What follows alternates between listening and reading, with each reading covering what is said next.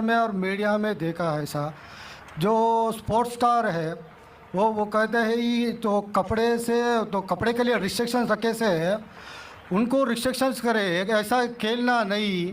तो वही पिक्चरों में तो बहुत दिन से ऐसा कर रहे हैं, उसके लिए क्या है। और एक सवाल है मेरा, मैं आपका क्यू टीवी देखता हूँ और वो रीजनल लैंग्वेज में ट्रांसलेट कर ले तो बहुत अच्छा रहता है। भाई साहब ने दो सवाल पूछा है। दूसरा सवाल था कि मेरे क्यू टीवी के तकरीर है रीजनल लैंग्वेज में ट्रांसलेट करे तो अच्छा है। मेरे तरफ से कोई भी मान्यत नहीं है, कोई रिस्ट्रिक्शन नहीं, जो भी चाहे कर सकता है, नो कॉपीराइट। लेकिन मैं आपकी ज़बान नहीं जानता हूँ, आपके हैदराबादी लोग करना चाहिए, कोई रिस्ट्रिक्शन नहीं, नो कॉपीराइट, इंशाल्लाह सवाब मिलेगा। जहाँ तक कि पहला सवाल था कि इस्लाम में मीडिया में कुछ महीने पहले स्पोर्ट्स के बारे में रिस्ट्रिक्शन आया था, कपड़े पहनने के बारे में, तो आपकी राय क्या है?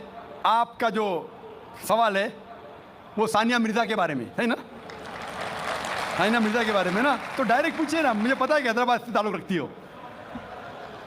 और ये सानिया मिर्ज़ा के इशू के बारे में कई महीनों तक इंडियन मीडिया फिर फॉरेन मीडिया से उछाली और ये एक talk of the town front page के ऊपर आ चुका था कि इस्लाम सानिया मिर्ज़ा के ख़िलाफ़ है, मौलाना लोग ने उसके ख़िलाफ़ बात की वगैरह वगैरह। मैंने काफ़ी रिपोर्टें पढ़ी, लेकिन मेरी राय ये है कि ऐसे जब सवालात उठते हैं तो हमें हिकमत से काम लेना चाहिए, हिकमत से। मैं ये नहीं कहता हूँ कि जो मौलाना ने फतवा दिए या कई लोग ने जो कहे, अक्सर मौलाना ने सही फतवा दिए अक्सर, लेकिन काफ़ी पॉलिटिशियन बीच में आ गए हो सब। मैं मुख्तसर से आपको उसका बयान दूंगा। लोग कह रहे थे कि इस्लाम रिस्ट्रिक्ट्स इंटरनेशनल स्पोर्ट्स, कि इस्लाम स्पोर्ट्स की तरक्की के ख़िलाफ़ है। और सानिया मिर्ज़ा से मीडिया पूछ रही थी कि इस्लाम हराम कहता है तो क्यों आप ऐसे कपड़े पहन रहे वगैरह वगैरह। मैं ये पूछना चाहता हूँ कि सानिया मिर्ज़ा लॉन टेनिस में नंबर 31 थी, अभी 34 हो गए, वापस से लगभग करीब है, 31-34 नंबर पे है। आप सबसे number 1 top seed Serena Williams से क्यों नहीं पूछते, क्यों नहीं उससे पूछते कि उसका मज़हब उसे इजाज़त देता है ऐसे कपड़े पहनने की? आप मौलाना से क्यों पूछते कि इस्लाम में जायज़ है क्या नहीं? आप जाके प्रीस्ट से क्यों नहीं पूछते? आप जाके पोप से क्यों नहीं पूछते क्या सेरेना विलियम्स जो नंबर 1 है ऐसे कपड़े पहनना क्रिश्चियनिटी अलाउ करती है क्या नहीं? पोप मेरे नज़रिए से बिल्कुल कहेगा हराम है। क्लियरली लिखा है हिजाब के बारे में बुक ऑफ ड्यूटोनॉमी में चैप्टर नंबर 22 वर्स नंबर 5 में हिजाब के बारे में लिखा हुआ है। 1 Timothy chapter number 2 verse number 9 में कि औरतें अच्छे कपड़े पहनना चाहिए, sober, modest. The woman shave a modest cloth with shamefacedness with sobriety, should not have braided hair of gold no way pearls. मतलब भड़कीले कपड़े नहीं पहनना चाहिए, सोने नहीं पहनना चाहिए और अच्छे से पेश आना चाहिए, इज्जत के साथ। और क्रिश्चियनिटी में भी ऐसे कपड़े पहनना हराम है। अगर आप प्रीस्ट से पूछेंगे, कोई भी प्रीस्ट कहेगा। इसीलिए आप देखते हैं कि नन लोग मुस्लिमा जैसे लिबास पहने, इस्लाम के लिबास पहने, पूरा जिस्म ढका हुआ है, सिर्फ चेहरा और हाथ कलाई तक दिखता है। तो आप जब कहते हैं कि जो लोग मजहबी है, जो औरतें मजहबी है, उन्हें ऐसे कपड़ा पहनना चाहिए, हमारे हिसाब से हर औरत, हर मुस्लिमा, हर मुस्लिम खातून मजहबी होना चाहिए और उसे अच्छे कपड़े पहनना चाहिए। मीडिया क्या करती है? उछालती है। और अफसोस की बात, हमारे कई मुसलमान पॉलिटिशियन वो कहने लगे कि ये मौलाना है ना, ये सिर्फ मजहबी तक रहना चाहिए, स्पोर्ट्स में नहीं आना चाहिए, स्पोर्ट्स के बारे में नहीं कहना चाहिए। मैं ये मुस्लिम पॉलिटिशियन से कहता हूं कि वो अपने पॉलिटिक्स तक महदूद रहो, इस्लाम के दायरे में मत आओ। वो कहता है कि मौलाना जो है ना, ये हमारे स्पोर्ट्स वुमेन को तरक्की करने से रोकते हैं। मैं उनसे पूछता हूं, और कई हमारे गैर मुस्लिम पॉलिटिशियंस कहने लगे कि जो भी कोई सानिया मिर्ज़ा के खिलाफ है वो देश के खिलाफ है, हमारे हिंदू पॉलिटिशियंस। तो मैंने कहा कि जो भी कोई सानिया मिर्ज़ा के कपड़े का साथ देता है वो वेद के खिलाफ है, हिंदुइज्म के खिलाफ है। हिंदुइज्म में भी लिखा है, आप हिंदू किताब पढ़ेंगे, वेद पढ़ेंगे, जिल्द नंबर 10 में लिखा हुआ है, चैप्टर नंबर 85 श्लोका नंबर 30, और ऋग्वेद में लिखा हुआ है जिल्द नंबर 8 चैप्टर नंबर 33 मंत्रा नंबर 19 में कि ब्रह्मा ने, खुदा ने आपको औरत बनाया है, इसलिए नज़र नीचे करो और अपना सर ढाको। तो हिंदुइज्म में भी हिजाब है। तो ये हिंदू पॉलिटिशियन अपनी मजहबी किताब पढ़े ही नहीं। वो जो कहते हैं कि सानिया मिर्ज़ा के लिबास के खिलाफ है, वो देश के खिलाफ है। मैंने कहा जो सानिया मिर्ज़ा के लिबास के साथ है वो हिंदू मजहब के खिलाफ है। और मैं कहता हूँ ये पॉलिटिशियन से चाहे हिंदू या मुस्लिम हो कि इंटरनेशनल स्पोर्ट्स को तरक्की से रोकना नहीं चाहिए। हम जानते हैं कि पहले लॉन टेनिस में, बैडमिंटन में हम देखेंगे खवातीन पूरे कपड़े पहनती थी, पूरी ढकी हुई थी। जैसे टाइम गुजरता जा रहा है, कपड़े कम होते जा रहे। तो पहले तो लोग खेलते थे, मुस्लिम और गैर मुस्लिम खवातीन भी। अभी क्यों ज़रूरी आ गई? मान लो मैं कहता हूँ अगर कल बीच वॉलीबॉल इंटरनेशनल स्पोर्ट्स हो जाएगा जिसमें औरतों को बिकिनी पहन के खेलना होता है, तो क्या आप अपनी बेटी को भेजेंगे बीच वॉलीबॉल खेलने के लिए? कौन सा हिंदुस्तानी पॉलिटिशियन अपनी बेटी को बीच वॉलीबॉल खेलने के लिए भेजेगा? बीच वॉलीबॉल जानते हैं आप? बीच वॉलीबॉल अगर कल वो इंटरनेशनल स्पोर्ट्स बन गया तो क्या भेजेंगे अपनी बेटी को बीच वॉलीबॉल खेलने के लिए? और मैं जानता हूं कि कपड़े पहनने से कुछ परफॉर्मेंस में तब्दीली हो सकती है, 1%, आधा फीसद, 5% हो सकती है। लेकिन अगर खाली कपड़े पहनने से कुछ फर्क आता है, आधा फीसद, 1%, हम जानते हैं कि स्विमिंग के लिए कम कपड़े पहना जाता है तो क्या स्विमिंग और अच्छे से हो सके? अगर आप अक्ल लड़ाएंगे तो कपड़े नहीं पहनेंगे, सबसे अच्छी स्विमिंग होंगी, तो क्या बिना कपड़े स्विमिंग करेंगे?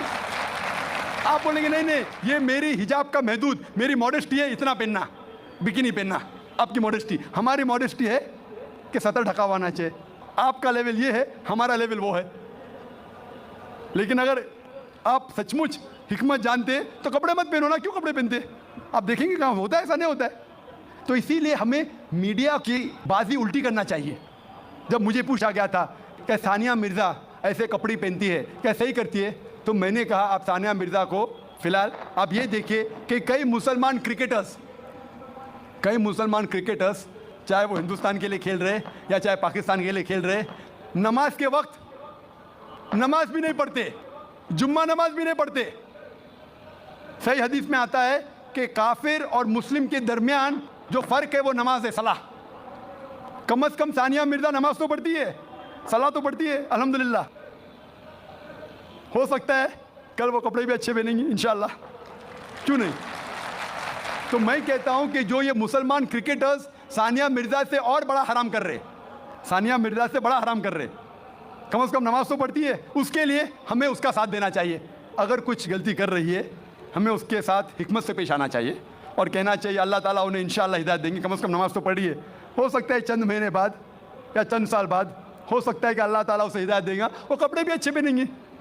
और मैं जानता हूं कि परफॉर्मेंस में शायद आधा फीसद, 1% हो सकता है कि लंबे कपड़े पहनने से परफॉर्मेंस में कमी हो, लेकिन जब अल्लाह का साथ है तो परफॉर्मेंस में कितनी तरक्की होंगी।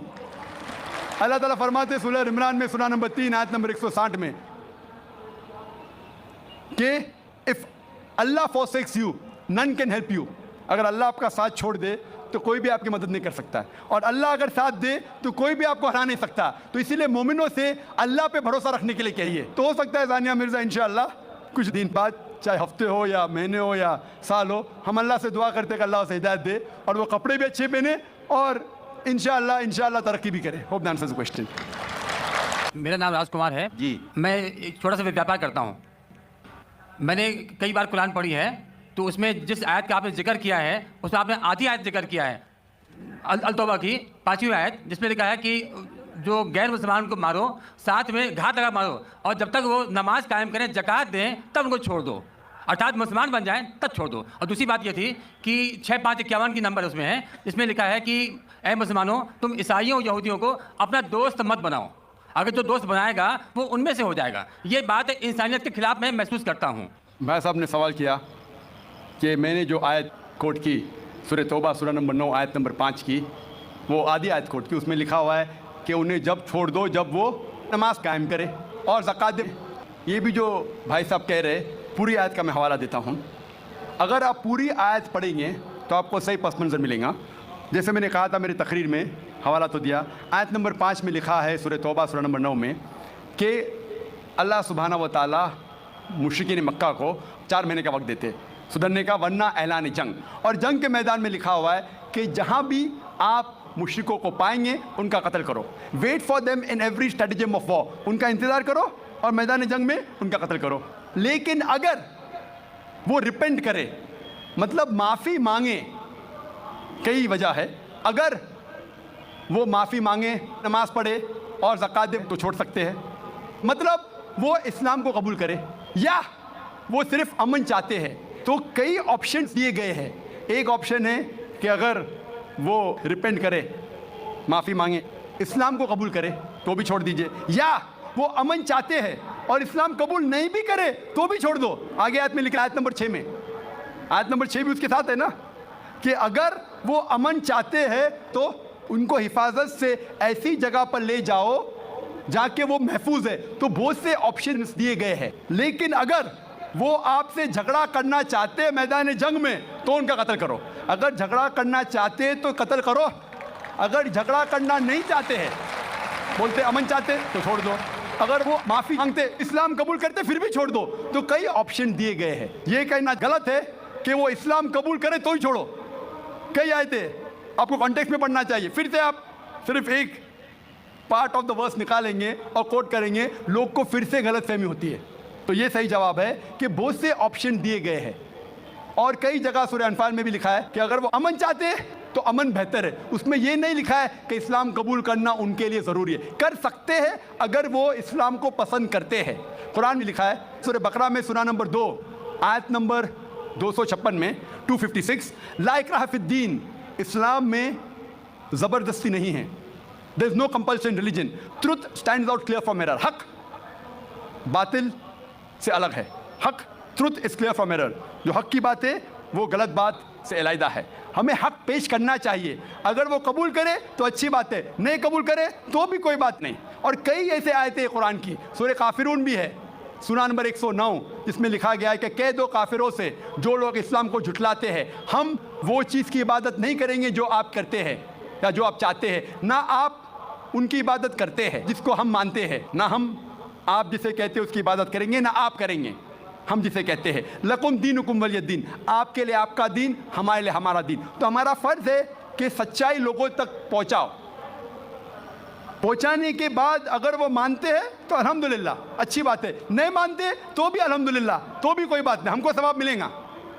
हमें हक बात करने का सवाब मिलेगा, चाहे वो माने या ना माने। तो हमारा फ़र्ज़ है कि अच्छी बातें करे, चाहे इंसान माने या ना माने। तो यही कई आयतों में आप पढ़ेंगे और पस मंज़र में देखते हैं, कॉन्टेक्स्ट में देखते हैं तो ये लिखा है। आप कुछ सेकंड क्वेश्चन पूछे थे, आपने कुछ और भी सवाल पूछे थे। आप जरा 6551 नंबर जी 6551 आयत नंबर दिया था, उसका आपने जिक्र नहीं किया। 6551 जिसमें लिखा हुआ है कि ए ईमान लाने वालों, तुम ईसाइयों या यहूदियों को अपना दोस्त मत बनाओ। भाई साहब ने सवाल, ये आयत सीमित है या असीमित है?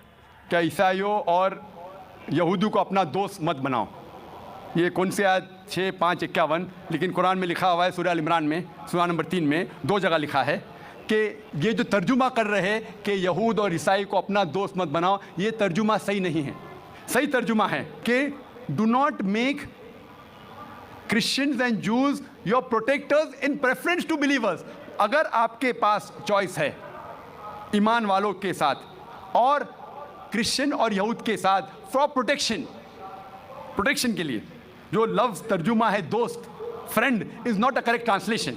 It should be do not approach them for protection, मतलब अपने आप को प्रोटेक्ट करने के लिए बनिस्बत मोमिन मुसलमान के बदले यहूद और क्रिश्चियन की तरफ मत जाओ, ये लिखा है। उसका मतलब ये नहीं कि उनसे दोस्ती मत रखो, क्योंकि कई जगह कुरान में और आयतें आते, मिसाल के तौर पे कुरान मजीद में सूरह मुमतहिना सूरह नंबर 60 आयत नंबर 8 में लिखा है कि Allah forbids you not from being just towards those काफिर, those non Muslims who do not fight your faith not drive you out of your home. Allah सुब्हाना व तआला आपको जस्ट रहने से मना नहीं करता उन गैर मुसलमानों के साथ जो आपके मज़हब के खिलाफ लड़ते नहीं और आपको अपने घर के बाहर निकालते नहीं। और उसके आगे लिखा है, लेकिन जो गैर मुस्लिम, जो काफिर आपको आपके मज़हब के लिए लड़ते हैं, आपको अपने घर से निकालते हैं, तो उनके पास मत जाओ प्रोटेक्शन के लिए, हिफाजत के लिए। तो अल्लाह की कई आयतें हैं, ये कहीं भी नहीं लिखा है, लेकिन प्रोटेक्शन के लिए, हिफाजत के लिए अगर आपके पास चॉइस है, पूरी आयतें क्या प्रेफरेबल, बेहतर है कि आप मुसलमान और मोमिन के पास जाइए बनिस्बत ईसाई और यहूद के पास। Hope that answers the question.